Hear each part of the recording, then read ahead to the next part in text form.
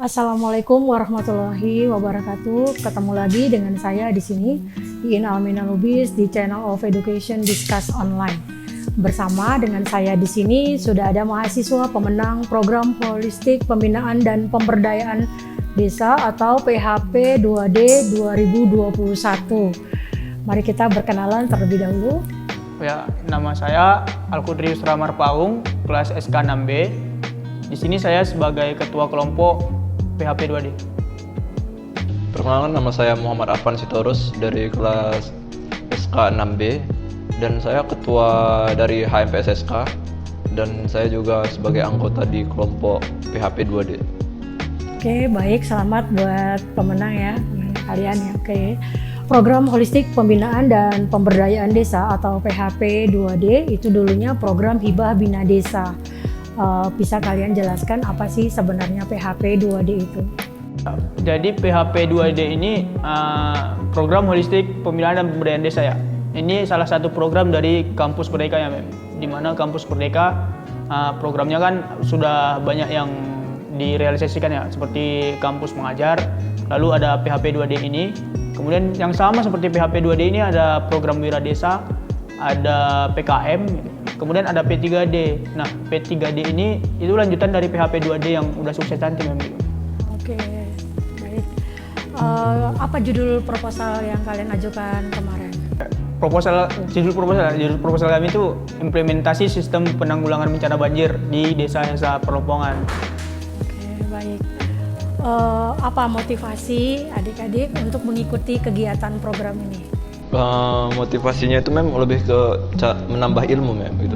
Karena di sini kita bisa menambah ilmu cara membuat proposal, karena kan nanti juga kita akan skripsi di semester akhir, jadi udah tahu gimana cara membuat proposal yang baik dan benar gitu kan. Oke, kalau buat Qudri apa motivasinya? Motivasi saya mau ikut ini ya sama gitu. Jadi kita bisa belajar terlebih dahulu untuk rencana kedepannya gitu seperti skripsi dan juga yang lain-lain gitu. Jadi pembuatan proposal kita sudah tahu terlebih dahulu gitu. Itu sih yang jadi motivasi saya.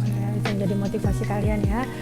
Oke, apa manfaat PHP 2D itu buat organisasi mahasiswa dan apa juga manfaatnya buat desa? Nah, manfaatnya untuk organisasi mahasiswa itu ya lebih ke menambah ilmu, ya seperti yang tadi juga ilmu cara membuat proposal yang baik dan benar gitu kan. Jadi kita udah bisa mempersiapkan untuk skripsi kita nanti biar jangan banyak salahnya gitu. Iya, Nah, terus manfaatnya buat desa itu lebih ke cara meminimalisir dampak banjir gitu kan. Nah, jadi kan karena alat kami ini kan kayak mendeteksi terjadinya banjir di desa-desa itu. Jadi kan kalau misalnya ketinggian airnya udah mencapai yang kami tentukan itu misalnya sampai 2 meter, nanti notif ke kepala desa akan sampai. Nah, jadi kepala desa juga akan menyampaikan ke masyarakat di sekitar itu. Jadi mereka itu sebelum terjadinya banjir atau ya luapan air, masyarakat di sana udah mengungsi jadi bisa meminimalisir dampak banjir tersebut Ya, jadi memberitahu lebih awal ya kepada masyarakat sekitar. Oke, baik.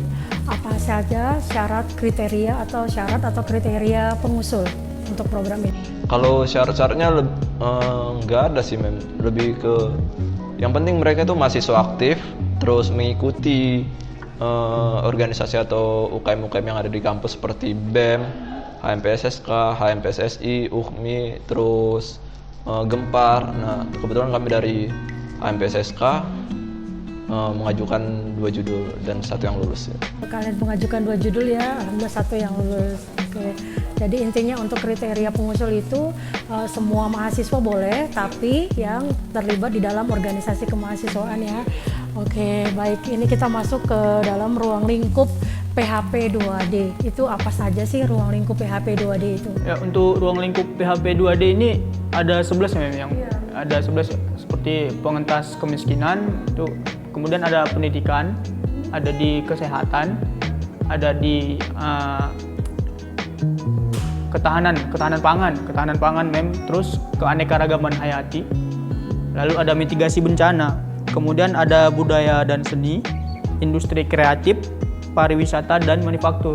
Nah, jadi kami lulus di bagian mitigasi bencana sama seperti kayak yang judul kami ya, itu sistem implementasi sistem pengendali banjir. Itu di mitigasi bencana. Oh ya, berarti kalian memenangkan program ini di dalam ruang lingkup mitigasi bencana ya. Oke, baik. Ini kita masuk ke kendala ini. Biasanya mahasiswa itu menemukan kendala ketika mau bergabung mengikuti kegiatan program ini. Apa saja kira-kira kendala mahasiswanya?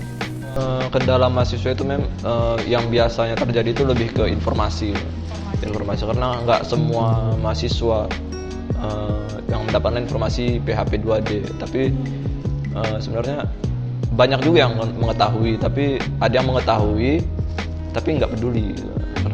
Karena kan misalnya pasti wal dosen men-share-nya ke grup gitu jadi kendalanya juga ada di bagian kemauan juga sih karena kan mereka udah tahu informasi bahwa ada PHP 2D tapi mereka tuh nggak mau coba karena mungkin alasannya nggak tahu cara buat proposal, nggak tahu tata caranya gitu. Padahal sebenarnya itu bukan alasan karena ada dosen pembimbing yang akan membimbing kita membuatnya gitu.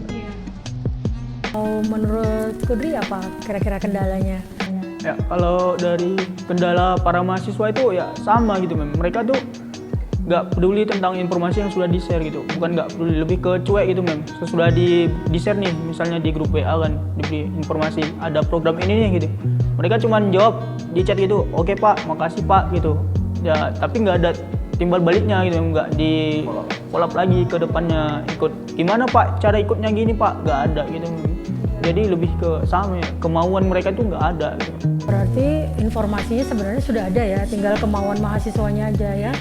Oke, ini yang terakhir ini ya, ini buat mahasiswa, ini sangat penting ya buat mahasiswa semuanya dan juga buat adik-adik kelas yang ingin mengikuti kegiatan program ini. Kata motivasi apa nih dari abang-abang nih dari ya, untuk semuanya ini mahasiswa?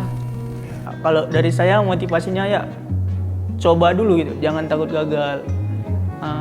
Apapun hasilnya nanti, walaupun itu gagal gitu, kita sudah dapat ilmu yang berguna gitu. Jadi jangan takut gagal gitu, silahkan mencoba. Jangan takut gagal dan silahkan mencoba. Gimana dengan Arfan? Kalau dari saya hampir sama kayak Bang Kudri, tapi ya kalian coba aja dulu. Jangan takut gagal, dan kalau misalnya pun kalian gagal, kalian tuh lebih baik daripada orang yang nggak mencobanya sama sekali gitu. Jadi coba keluar dari zona nyaman, cari sesuatu hal yang baru, survive, dan coba-coba terus. Kalau gagal ya udah, kalau misalnya berhasil alhamdulillah gitu. Oke, baik, luar biasa kata-kata motivasinya ya untuk mahasiswa dan khususnya untuk STEMIC Royal. Baiklah, demikianlah perbincangan kita dan diskusi kita hari ini. Selamat buat kalian dan ya terima kasih atas waktu dan kesempatannya. Sukses selalu. Terima kasih, sampai jumpa. Assalamualaikum warahmatullahi wabarakatuh.